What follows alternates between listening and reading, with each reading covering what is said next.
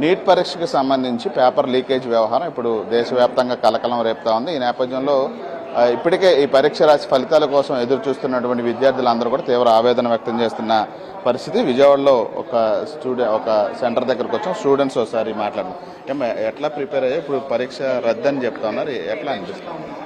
Last year అదే 2026 అనేది moderate and lengthy కాబట్టి మంచి మార్క్స్ స్కోర్ చేసి సీట్ వస్తుందనే కాన్ఫిడెన్స్తో ఉన్నాం ఇప్పటిదాకా.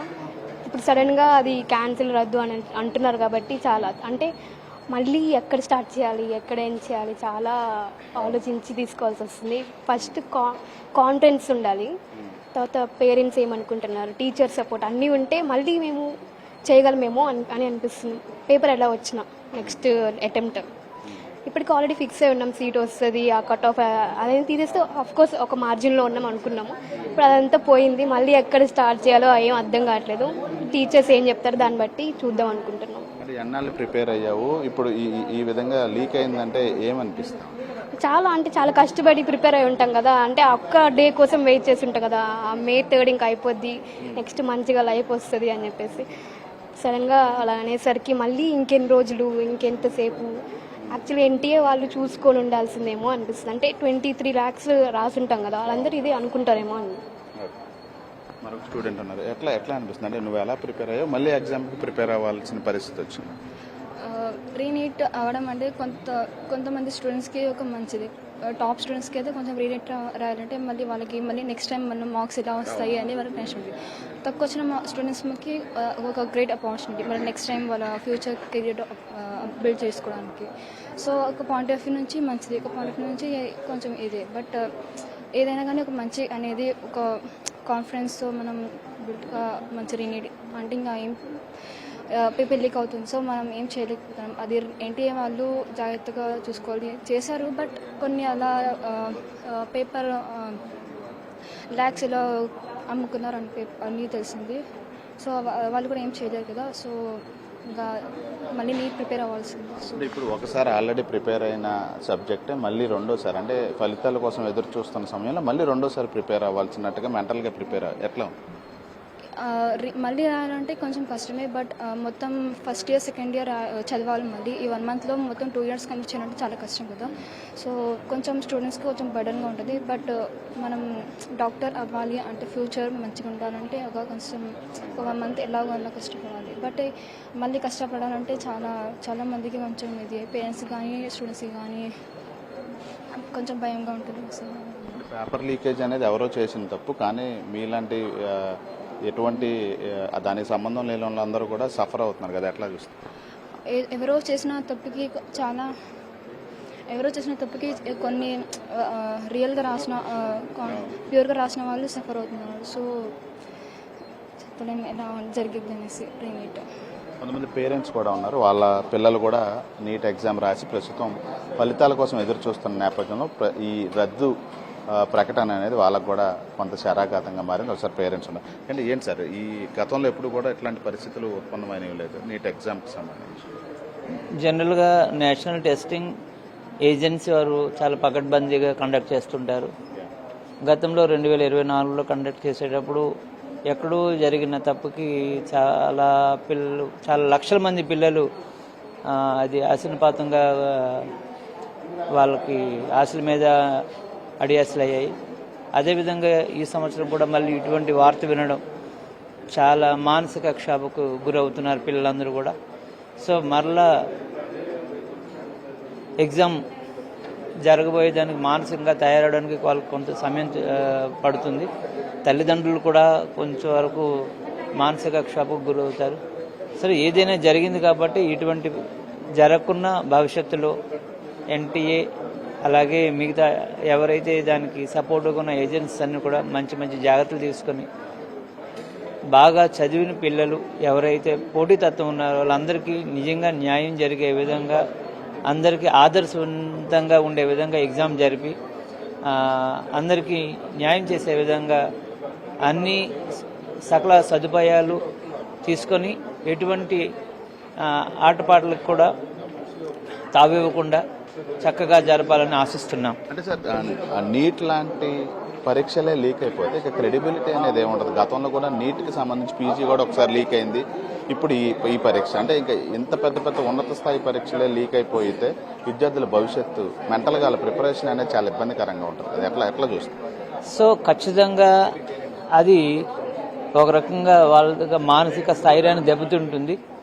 కాకపోతే మీరు అనేది 100% కరెక్టే. కానీ నీట్ లాంటి పరీక్షలు దేశం మొత్తం మీద దీని తాలూకా ప్రభావం ఉంటుంది. ఖచ్చితంగా మానసిక క్షోభకైతే గురవుతారు.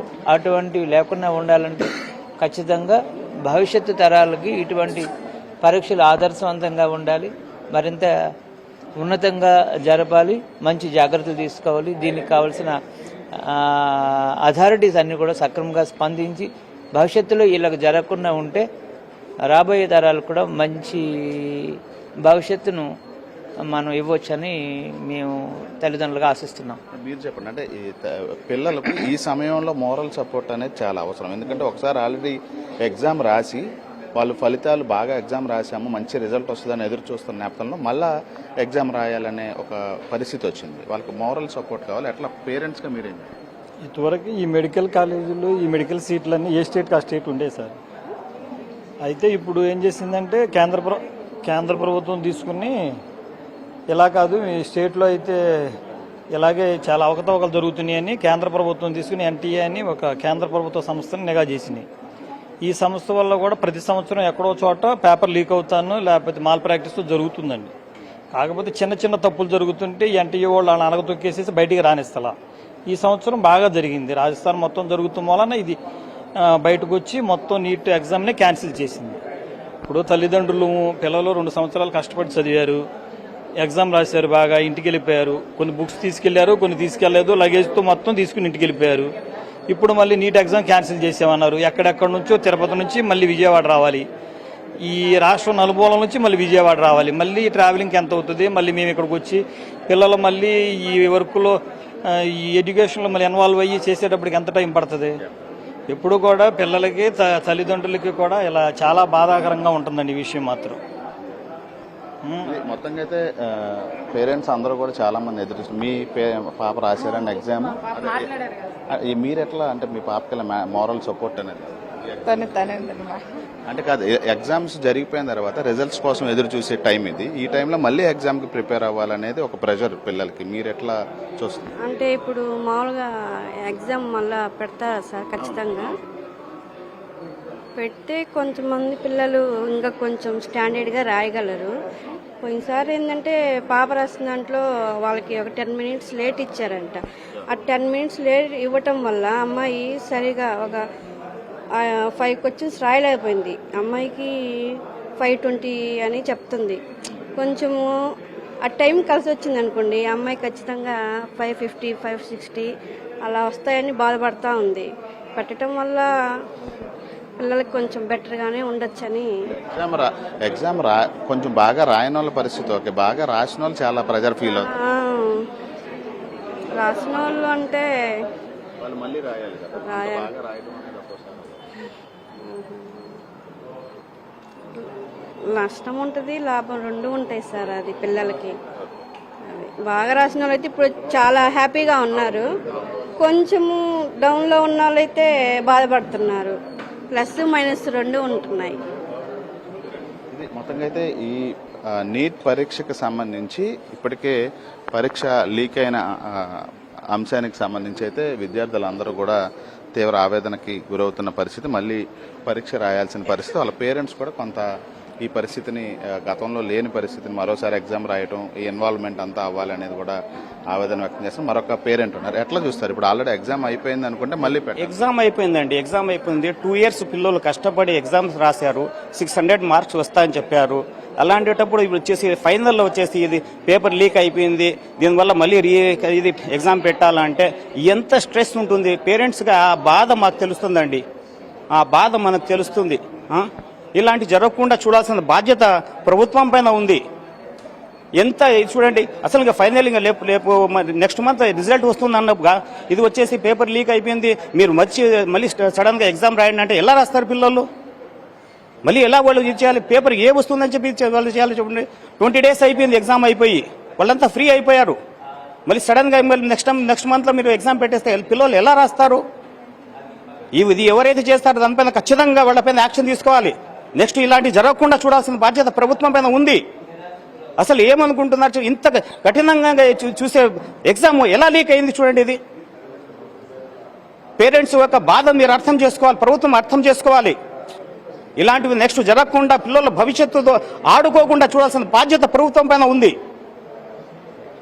ఇది మొత్తంగా నీట్ పరీక్షకు సంబంధించిన ఏదైతే పేపర్ లీకేజ్ అంశం ఉందో అది ఖచ్చితంగా అటు పరీక్ష రాసినటువంటి విద్యార్థుల మీద వాళ్ళ తల్లిదండ్రుల మీద అయితే తీవ్ర ప్రభావం చూపిస్తుందన్నట్టు మనకి తెలుస్తూ ఉంది. రిజల్ట్స్ కోసం ఎదురు చూస్తున్న సమయంలో మళ్ళీ నీట్ పరీక్షకి సిద్ధం అవ్వాలని చెప్పి ప్రభుత్వం చెప్పడం, అసలు ఈ విధంగా ఇలాంటి పరీక్షలు నీట్ వంటి పరీక్షలు కూడా లీక్ అవడం మీద కఠిన చర్యలు తీసుకోవాలి. విద్యార్థులు మరోసారి పరీక్ష రాయటానికి సిద్ధం అవడం అనేది వాళ్ళు మోరల్గా వాళ్ళు ప్రిపేర్ అయి ఉండాల్సిన పరిస్థితి. కాబట్టి ఇలాంటి పరిస్థితులు మరోసారి పునరావృతం కాకుండా విద్యార్థుల భవిష్యత్తులు నాశనం అవ్వకుండా ప్రభుత్వం ఈ లీకేజ్కి సంబంధించిన అంశాన్ని సీరియస్గా తీసుకుని చర్యలు చేపట్టాలని చెప్పి అయితే పేరెంట్స్ అటు విద్యార్థులు కూడా కోరుతా ఉన్నారు. కెమెరా పర్సన్ ఆర్కేతో శ్రీకాంత్ ఎన్టీవీ విజయవాడ.